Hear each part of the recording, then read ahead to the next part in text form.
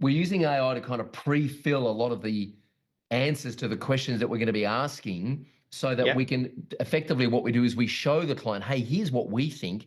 And we want them to go, yeah, that's great. We agree. Because otherwise, if you've got a blank screen that you're trying to fill in during a workshop, you can get stuck very quickly. So AI has been a real game changer for us over the last sort of 12 to 18 months in that respect.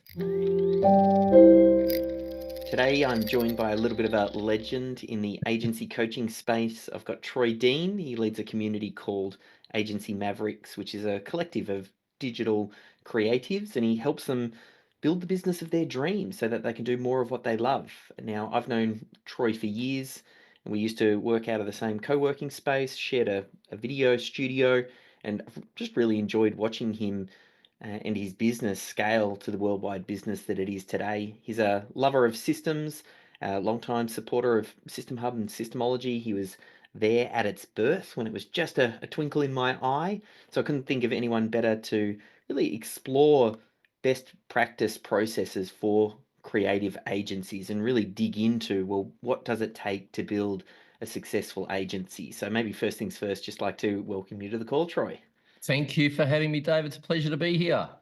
Awesome. Let's dive straight in. I'd love to know Sure. um, who, like, we're going to work on the critical client flow and Mhm. going through that process, uncover um, the best practice processes for the agency owners. If we were to try and think of the person listening to this, who this would be ideal for, who Mm. would that be? Yeah, so small to medium agency, selling marketing services to other businesses, right? So web design, SEO. The traditional ones are web design, SEO, PPC, ad agency. But then there's a whole bunch of agencies on the periphery as well that do like content marketing, video marketing. We have some video production agencies. We have podcast agencies, funnel agencies. So anyone who's providing marketing services to other businesses. Yep. And the sort of sweet spot is anyone sort of really between 300 grand and 5 mil in annual revenue. Um, and, you know, Australia, New Zealand, US, Canada, UK, Europe, that's, Yeah. Thailand, that's kind of where our agencies sit. Larger agencies tend to be problematic because, and I mean this with all respect, but they're usually too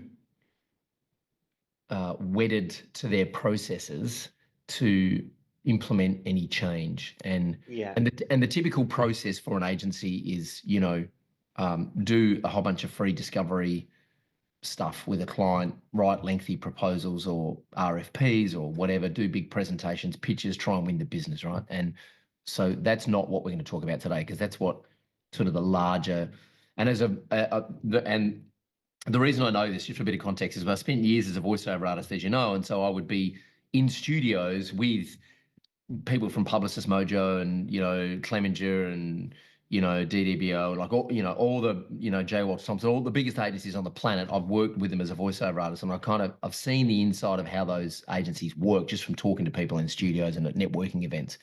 And I've also worked inside a building with an agency. I rented an office space inside another agency at one point, and I saw how they work. And so a lot of that has actually informed the Mm. the frameworks and the processes that we now teach smaller agencies, because those smaller agencies tend to be a bit more nimble and a bit more agile.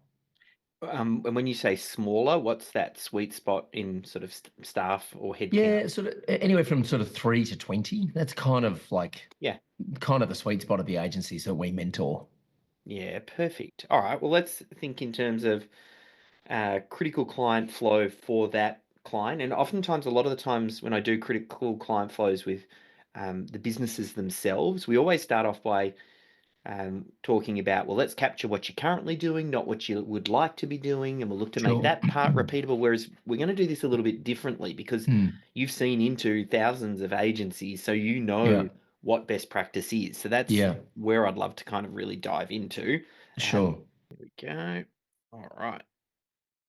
So thinking in terms of one of those agencies, Mhm. I know, because having seen a lot of your work, you start off by helping those clients get very clear on who their ideal client is. Mhm. What would be an example for this that we could say their ideal target is that they would be focusing in on? Yeah, so we've got the two agencies that come to mind. One that specialises in allied health professionals, so they're SEO ad agency for allied health.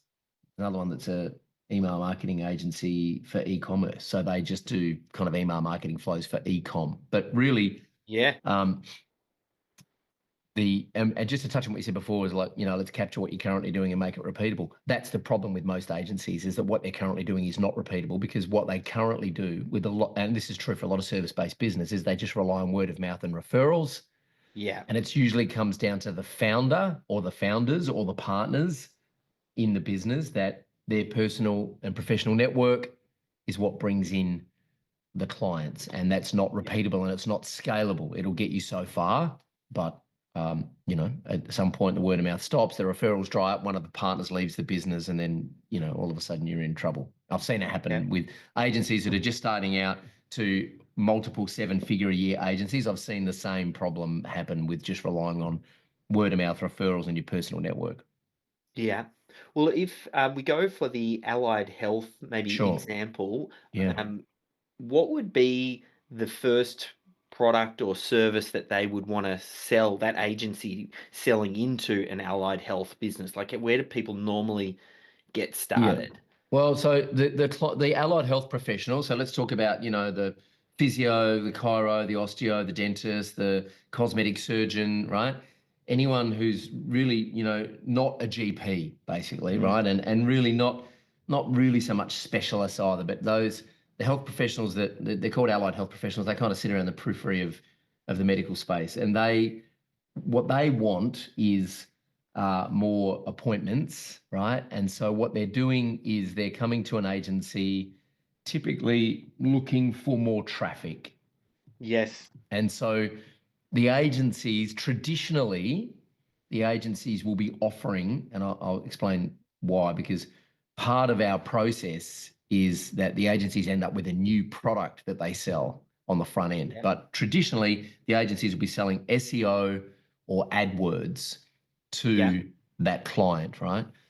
Um, but part of our process and what we advocate is that what they should be selling is a digital roadmap, which is Yeah. effectively is a 12-month digital strategic plan for how that health professional is going to use digital over the next 12 months to help them achieve their business goals. So that's really the first product. Yeah. It's not what the client comes for, by the way. The client Yeah. doesn't turn up and go, "Hey, I need digital strategy," but this is what we advocate the agency actually sells. And the agencies that we're having the most success with are the ones that are selling the digital roadmap to begin with, because that then allows you to write sort of 12 months to 3 years worth of business for yourself. Yeah. I love this because this is focusing in on what works and doesn't work. So I'll Mm. go for the digital roadmap, and then Yeah. as we continue down this thought exercise, and you mentioned some things that most of them will rely on word of mouth, Yeah. but as far as other traffic sources or ways that these Hmm. agencies, if they're firing on all cylinders and they've gone through Hmm. Agency Mavericks and they've learnt the Hmm. processes that you run, what are some of the Hmm. key ways that they'd be driving traffic to get the attention of the allied health target client? Yeah. Well, so there's three big buckets of ways that you can capture attention.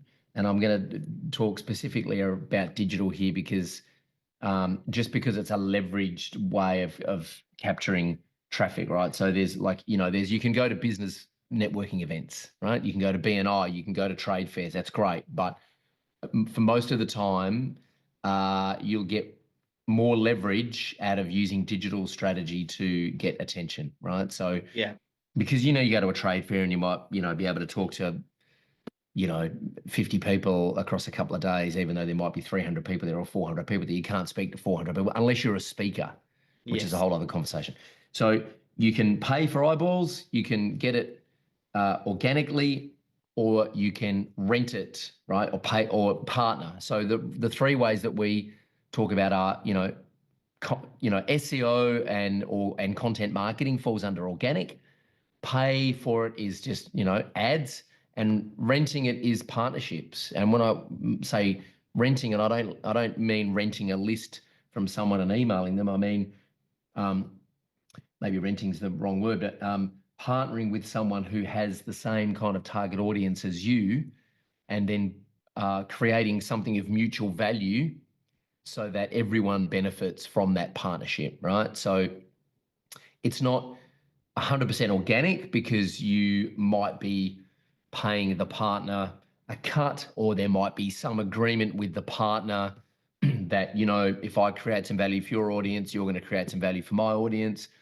It's not a straight up paid audience, because you're still relying on you and the partner to create something valuable. So you're not just running ads, right? So, but typically ads, SEO, and content marketing and partnerships are the three ways that you will create more attention for what it is you're doing. Yeah. And if someone, is coming to work with you guys, which is there one that you will start before the others, or does it just Yeah, depend on the situation and what yeah. the agency already has access to? It does depend on the resources available. So it's part of our kind of triage process. Is we have this thing called the growth acronym, and so part of the R stands for resources, right? So what Yeah. resources do you have available? So if you have an email list, for example, and you have a bit of a LinkedIn following, we would suggest that you use that before you start paying for ads, Yeah. because there's always money in the banana stand, right? So like, Yeah. there's always money in your existing audience. And then what we want to try and do is we want to try and find a campaign, a message, a call to action that works organically. When I say organically, I mean we're not paying for eyeballs. It works on LinkedIn and your email list, or maybe you've got a big following in a couple of Facebook groups or whatever. So if we find something that works there and actually gets people to raise their hand and talk to your sales team, then what we might do is take that campaign, take that message, take that call to action, and put some money behind it into a paid advertising campaign. And then we also might look at who are the obvious partners that we could partner with around this. So in my world, for example, I've done partnerships over the years with all the guys that run the proposal software platforms, a lot of hosting companies, because they have large audiences of the exact people that I want to talk to, right? So here's a piece of content, here's a message, here's a call to action that's working organically. Let's put some ads behind it. Let's go and share that with our partners as well. And the reason I like testing things organically is because it's free. There's really nothing to lose. We can test stuff through social and email campaigns fairly quickly and get fairly immediate feedback as to what's working and what's not. Yeah, perfect. So for this particular example, let's say with the allied health, they might start off getting some content out there that speaks Mm-hmm. to their target audience, and Mm-hmm.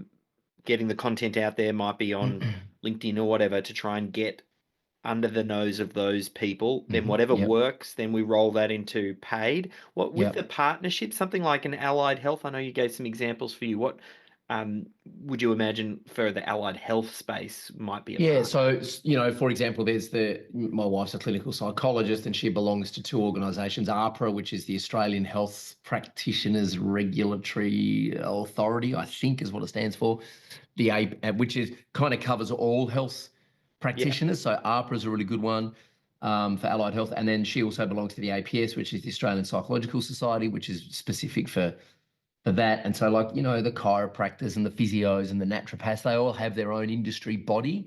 yeah, And those industry bodies, a lot of them still send out quarterly magazines in the post, or they have new email newsletters, or they have blogs. Some have podcasts, some have YouTube channels. So they're always looking for good talent, as I call it, people that can turn up, present some content, be super helpful, super valuable, and not expect to be able to pitch the audience, right? yeah, That's the goal with a partnership, is just add so much value to the partner that it just comes back in spades. yeah. So I'd be looking at those industry bodies and those industry associations. Yep.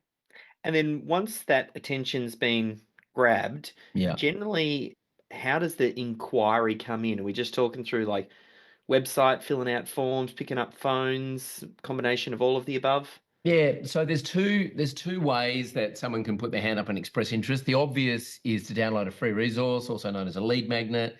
So Yep. that's, the obvious one. I mean, we've got a whole bunch of lead magnets in our business that we give away, and so do most of our clients. Now, a lead magnet, by the way, can be, for example, if you have one of our most successful agencies, their lead magnet is getting on the phone with a client and doing a competitor analysis and showing the physio, hey, here are all your competitors for, physiotherapy in Box Hill. And here you are, and you're, just at the top of page 2, but all your competitors are on page 1. And in order for Mm. us to get you onto page 1, here's what we need to do. They literally show the gap between where the client is and where the competitors are, and then they just start listing out, here are all the things that you need to do in order to get onto page 1 and compete with your competitors. And they give them the checklist. They basically show them Yeah. they show them inside their project management system and go, if we were to work together, this is their lead magnet. If we were to work together, this is what we would do. You can have this, record the Zoom call, take it away, do it yourself. Or of course you can hire us to do it for you, right? Yeah. Their conversion rate's pretty high because, they've just shown the client what the plan is. So the other, that's a very customized, specific lead magnet. The other is, the other version of that is just a generic kind of checklist of all the things you need to do to try and get onto page 1, or all the things you need to do before you launch an ad campaign on Google. Like, here's a checklist and a deep dive on how to set up your Google Ads account, right? So Yeah. that's that example. The other form of inquiry is just to schedule a call Yeah. with the team, and that's book a call is that's where most of our agencies are sort of leaning towards, is just book a call with the team. Some of our agencies don't even bother with a free resource because the thing you've got to remember is that if you give away free resource, you're attracting people who want free information. Now, yes, it does position you as an authority and it does lead to more sales inquiries, but you just have to understand that 95% of people who download a free resource are never going to want to talk to you on the phone. They're just going to download a PDF. It's going to collect digital dust on their hard drive. They're not going to do anything with it. They're just, drunk thumbs on Facebook, opting in for whatever, and they're not actually a real prospect. So as long as you understand that, you go, great, we're happy to give away a lead magnet. We only want 5% of the people that download it to bubble up as a genuine inquiry, and that's okay. We're happy to play the numbers game. Some agencies are just like, no, not don't want to do that. If you want to talk to us, just book a call. Yeah. And then, so with that one, there might be some sort of bit in here with the qualification Yeah. to decide who jumps So on the call. what most of our agencies are doing is, if they do have a lead magnet, the thank you page for the lead magnet is a video and a form to fill in and book a call, right? Or in fact, what it will be is a video with a form, and then once they get through the qualification form, the third page will be a calendar page to book a call. So there might even be, in a lot of cases, certainly in our case and in a lot of the agencies that we mentor, is there's a qualification form between, there's basically a 3-page funnel: lead magnet, qualification form, and then your schedule calendar page. Yeah. And then what you can do is you can just take the lead magnet off the front of that funnel and have a 2-page funnel where it's just book a call, qualification form, book a call. So effectively you can drive traffic to either of those funnels. Just depends on, the problem with lead magnets is they're good to position you as an authority, but you then just end up with a bunch of leads that you want to try and reach out to. And I can tell you, like, we make 100 phone calls a day, and we might be lucky to talk to 2 people who would, so it's like at some point you go, well, this is just a waste of time. We're just going to send everyone to the qualification form. So our ads at the moment, I can tell you, go straight to our qualification form. They don't go to a lead magnet. Our organic marketing goes to a lead magnet. Oh, hey, I know you're tuned in right now, so I'll keep this super quick, but you like awesome YouTube videos, don't you? Well, there's not really that many YouTube channels that create great content about how to systemize your small business. So I want to make sure that you catch every video that I publish. So if you haven't already, firstly, give this video the thumbs up, and then go ahead and subscribe to my channel. You can even hit the bell notification to make sure that you're the first to know when I publish anything. So go ahead, do it right now. I'll wait a sec, and then I'll transfer you back to the video. Yeah, perfect. That makes sense.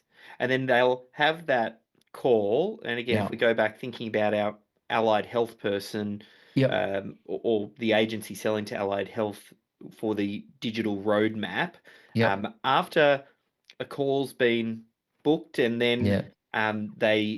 they run that strategy session, or are you getting them to pay, or do they have to pay to book in for a digital roadmap, or how does that work? Yeah. So they book a call, Yep. and then that call that they have is what we call a triage call. So we're really just, I mean, even though people might fill in a qualification form, what we Yep. know is that people don't always tell the truth in a qualification form. People don't tell the truth in a client intake form when they go and see a doctor or a psychologist either, right? They just, for whatever reason, people get fruity about telling the truth in forms. But when you're on a call with someone and you start asking the right questions, then they'll start telling you the truth. And so the purpose of that triage call is to determine whether or not the client is a good fit, Yeah. right? And if they are a good fit, then the agency will pitch a digital roadmap workshop straight off that Yeah. triage call, right? It's like, well, if we're going to work together, this is how we work. We Yeah. run a digital roadmap workshop for every new client. We map out a 12-month strategy. We give you that strategy. You've paid for it. You own it. You can go and shop that around to other agencies. You can do it yourself. You can do it if you want with it because you've paid for it. You own it. If you want us to help you implement it, we can have a conversation about what that looks like. And there are, some risk reversal strategies that you can employ to help people get over the hump of doing the digital roadmap workshop, because typically it's not what clients are expecting, right? Clients Yeah. are just expecting that you're going to send me a proposal for SEO or ads. And the reason we don't do that is because that's what the clients expect, and that's what every agency does. And Yep. so we have a different approach, which is a more, direct, like, and also kind of almost poking fun at that old way of doing things. Like, Yeah. why would I send you a proposal that you're not going to read, and then I'm going to email you 100,000 times to try and get you to respond? Like, we don't do that anymore. If we're going to work together, you're hiring a professional here. So if we're going to work together, it's like hiring a financial planner. Financial Yep. planners don't send you proposals. They put together a financial plan and they charge you 4.5 grand for it. And then what you do with it is up to you, right? But at least you've got clarity on what the expert has told you should do in order to achieve your outcomes. Yep. So does that mean after the triage call, here's the link to purchase your Yep, roadmap? 100%. We sell them the digital roadmap off the triage call. We then Yep. we then run the digital roadmap session, and then um, uh, off. There's a couple of things that Yep. happen before the triage call too, which I'll come back to in a second. But Yep. just at a high level, once they've bought the digital roadmap workshop, we then run the digital roadmap workshop, and then off the back of the digital roadmap workshop, we present our recommendations. Right. So the digital roadmap workshop, you could really put in onboarding, right? That what we're doing there is we're Yep. onboarding the client through the digital roadmap workshop. We ask a lot of questions in that digital roadmap workshop. We collect a lot of intel. We then go back, spend a couple of days piecing the recommendations together. Then we go back and present the recommendations. And at that point, we upgrade the client into a growth plan or a small project, or we part ways, right? Depending on the relationship with the client. There's plenty of agencies who run a digital roadmap for a client and then go, we're not the right droids for you. Here's your strategy. You've paid for it, Yep. but we don't really want to work with you because, for a whole bunch of reasons. So it's almost like, and just because of the way that I've set this up as Yeah, the product being the digital sure, roadmap, it's sure. almost like you run the triage call, Yeah, we sell them into here's the link to purchase. yeah, There's probably something that goes on in the background, I'm imagining, for that agency where they're potentially sending out their questionnaire or adding them to their project management, a little bit of the yeah, setup for them to kind of have all the yeah, project stuff they need, and then yeah. they run, if I'm understanding correctly, then they run the digital roadmap session. Uh-huh. And then off the back of that, so I probably need to move this around a little bit, because there's the running of the session, and then there's the Yeah, preparing of the roadmap, and yeah. then the presenting of the roadmap. That's right. Yeah. And Um, there is a bunch of, so what happens, let me just fill in some gaps for you. yeah, If I think about the physiotherapist who has been on a call with the agency and they've said, okay, this is a good idea. we're going to do. There's two things I want to mention here that I think are important. A lot of agencies resist this idea of selling a digital roadmap because it's new. They're like, oh, well, I can't do that. Who's going to pay for a digital roadmap, right? Yeah. And so the two risk reversal strategies I think are worth mentioning is that are working really well is, and mind you, and I'm just going to say this because I know a lot of people have this kind of limiting belief that, oh, well, this won't work for me because I sell this service and I, operate out of an office in this suburb and it won't work, right? So this is working for web design, SEO, ads, video marketing agencies, content marketing agencies, funnel agencies, branding agencies, graphic design agencies, and copywriting agency, any type of agency. It's working in Australia, New Zealand, Thailand, Canada, North America, the UK, Europe. So if any agencies listen to this and they're kind of resisting, just invite them to kind of park their belief system for a second and just try this, because the agency, the reason this works so well is when you're selling a digital roadmap on the front end, it's easier to convert that because typically you're selling it for maybe, 1,500 or a couple of grand, right? It's easier to sell that than it is a $15,000 project or a $3,000 a month retainer, right? So your conversion rate's typically higher on the front end. And then what happens is really where the rubber hits the road is that the agencies that are using digital roadmaps are converting at an average of 85% from digital roadmap into an ongoing recurring revenue growth plan package, right? And that's the magic, because obviously the client's already got some skin in the game and they appreciate that you understand their business better than anyone because you've been through the digital roadmap session with them and these are your recommendations. So the two risk reversal strategies to get the client over the line is, one is to say, I know this might be a new process for you, but we're so confident in it that if you invest in the digital roadmap and then decide to work with us, we'll credit your investment in the roadmap against the first month of working with us, right? Yep. And the second one is the no-brainer, which is really the Hormozy kind of offer, is if at the end of this process you think it's been a complete waste of time, we'll refund your money and you can keep the plan that we come up with. Now, we've never had anyone come back to us and say that they've had a client ask for a refund, right? Because the process is so valuable that at the end of it, the client has so much clarity, they know exactly what needs to be done, that no one's ever come back and said, well, that was a waste of time. But there's just two risk reversal strategies you can use to get clients over the line. And so then in between booking the triage call and actually buying the digital roadmap, we use long form content in there. We use, podcast episode, YouTube video, or case study to kind of indoctrinate the client. So, and this is something that you and I talked about a long time ago when you were working with the pool guy. And the pool guy made a bunch of videos about, well, how much does it cost to put a pool in your backyard? He's like, well, it depends. And, made all these videos answering all these questions. By the time he turned up to the house, the couple are like, oh my God, it's John from the pool company and he was a celebrity, right? And because you've been watching the videos, that's the power of long form content. And so when someone books in a call to speak with the team, in between them booking in and you having the call with the client, if there's one piece of long form content you can send them, when I say long form, really anything over 10 minutes, if there's some piece of content you can send them that explains a little bit about what you do, preferably with the person that they're going to have the call with, presenting that information on a video. And then by the time the person turns up on the Zoom call or in person, if you're meeting people in person, they're way more likely to be comfortable with you because they've experienced a bit of your personality, right? Yeah. The same thing when they buy the digital roadmap session, in between that and them doing the digital roadmap session, right? I know you might think, well, they're a customer now, I don't have to do anything. But if you can send them a case study on, hey, here's a psychologist we work with in, Redfern, and gee, that'd be a job, wouldn't it, being a psychologist in Redfern? Here's the case study of what happened, right? And so not only, again, are they seeing more of you, but they're actually seeing how your process works for other people. So by the time they turn up to actually have the session, they're more engaged in the process. All of these things just create a really beautiful client experience so that whatever you suggest to the client seems like the next logical step for the client to take. And it, typically what happens is it just smooths out your conversion rates along the way. Yes. Yeah.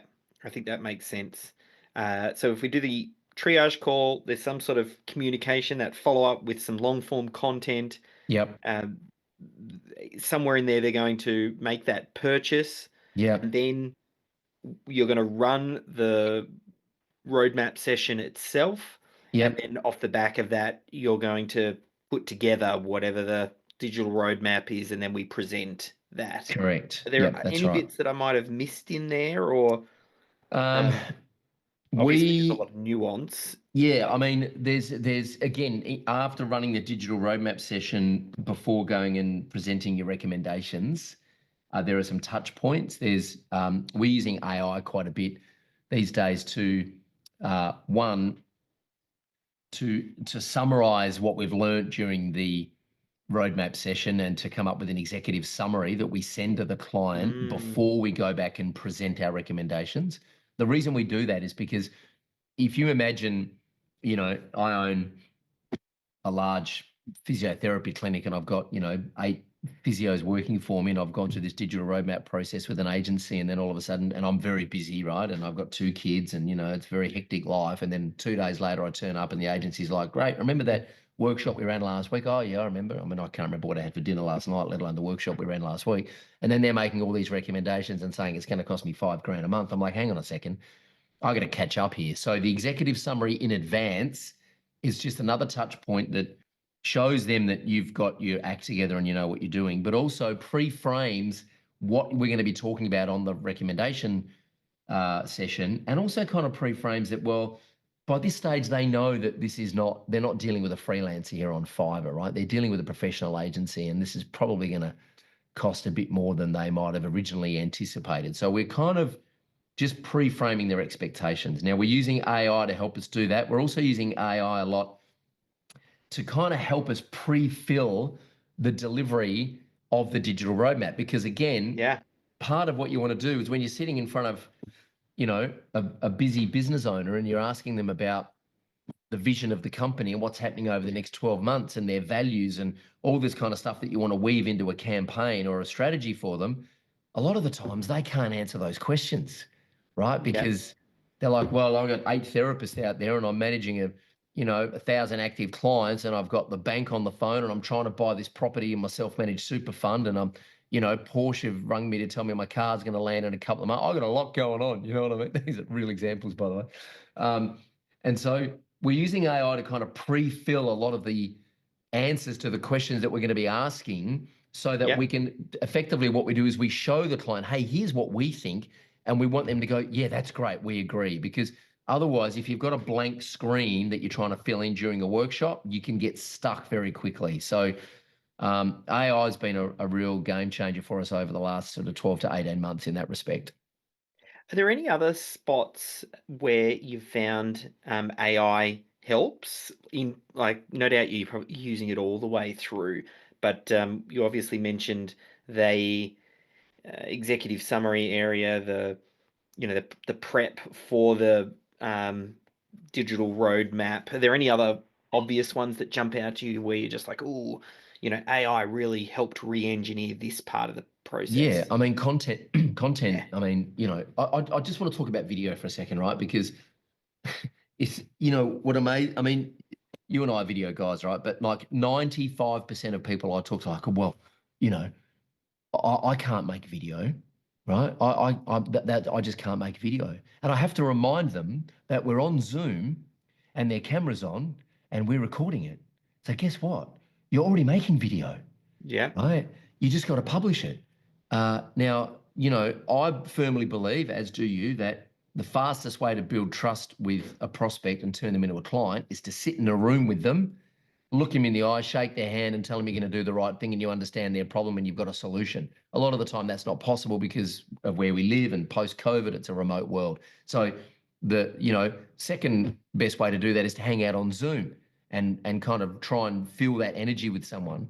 But before you do that, the next best way is to make a video and publish it and try and connect with people through video marketing. And so the good thing about making a video is if you make one video a week about one specific thing that you can help your target audience with, and then use AI, of which there are countless AI tools you can use, to turn that video into audio, show notes, a blog post, half a dozen social posts, an email newsletter.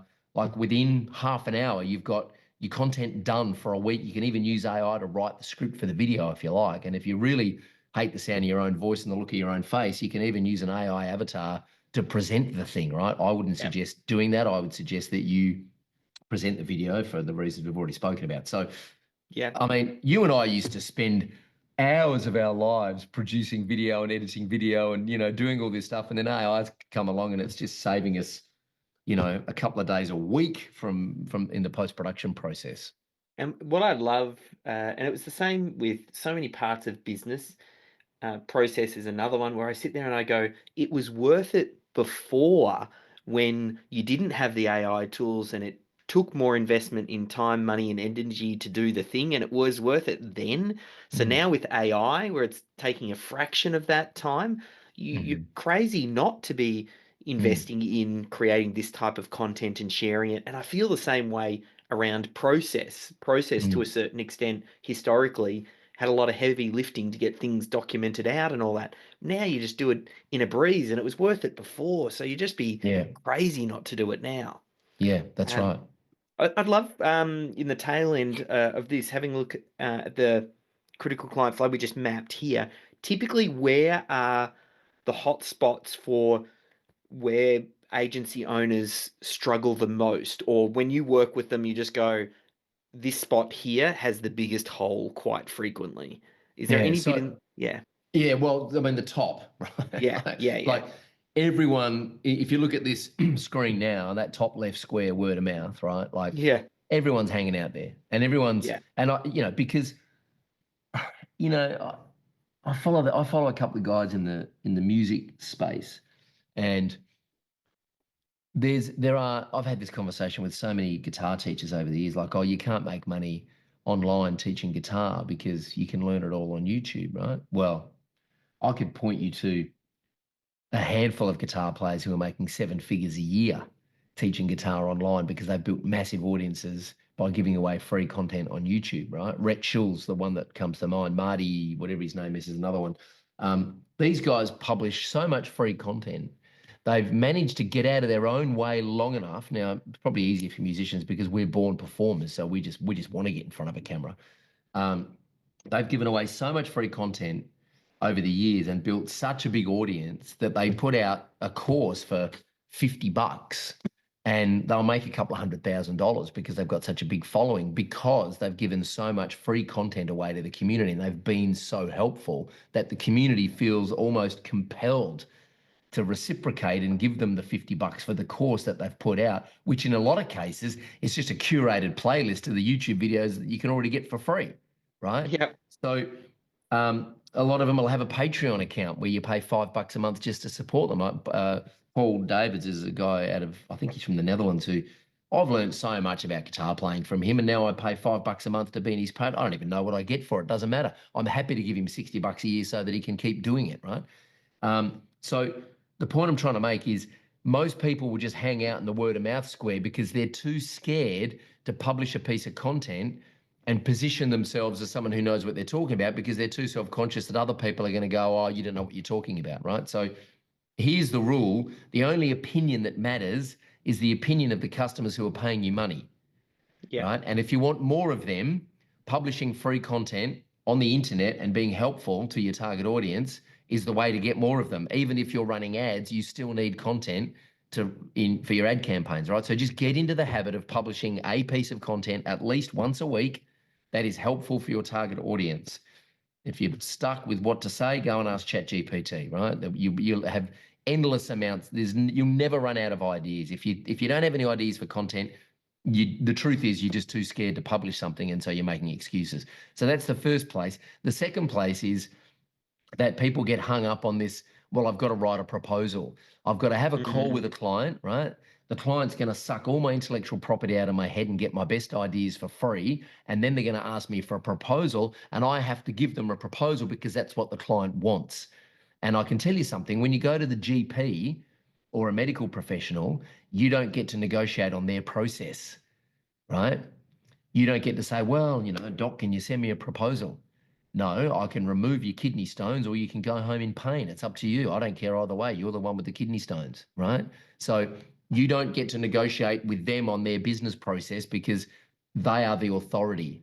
And so I'm not sure at what point digital marketers and web designers and service providers decided that we would let our clients dictate our business process to us. It was a decision that was made a long time ago, but enough is enough. You don't have to write proposals. You can say to a client, we don't write proposals. They're a waste of time. What we do is we run a digital roadmap workshop for every client. We map out a strategy for the next 12 months. It's going to help you get closer to your goals. You pay for it. If you want us to implement it, we can have that conversation. If you don't want us to implement it, you own it because you've paid for it. That's how we work. If you don't want to work like that, that's fine. You rang me, remember?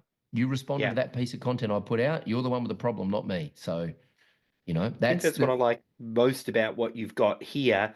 And we've gone through the critical client flow, is you've actually solved quite a lot of the problems that digital agencies have just in this. Like that automatically overcomes the proposal problem because we're correct. not doing it that way. We Yeah. run a triage call and then we That's tell right. you Yeah. you need to order your digital roadmap session. That's right. So your critical client flow template in sales has too many boxes. You know what I mean? Yes, And which you're is right. Like you're right. It has that many boxes because that's what most people do. And really, this happened during COVID, where we had this revelation. Where it's like you just don't have to work that hard. You know, to get someone to sign on, you just have to have a bit more of a direct conversation with them, and be confident in your abilities to help them. And so we actually try and remove steps from the critical client flow that are unnecessary. Yeah, yeah, I absolutely love that. And this is an example of um, an optimized process, which for a lot of people, it's almost like you're the shortcut for agency owners, Yeah, going through firstly figuring out what do they do and then capturing that and trying to make it repeatable and then try and optimize, which is the last stage in systemology. You obviously work very closely with a lot of digital agency owners over many years, so you now go, well, here's the optimized process. that's right. That's right. Yeah. Yeah, yeah, yeah. And Well, I'll pop a link through I to. have a short attention span too. So it's Yeah, just that's like right. I just want to go straight for the shortcut all the time. Yeah, that's the only way to do it. I know the Yeah. shortcut will be for people to go to Agency Mavericks. I'll pop a link through to the website. Is that the best place Yeah. for them Yeah, to yeah, get yeah. on top of your work? Yeah, yeah, yeah, sure. Agencymavericks.com, yeah. Yeah, easy. Well, Mm. huge thank you for your time, Troy. Always a pleasure. Pleasure. Thanks for having me.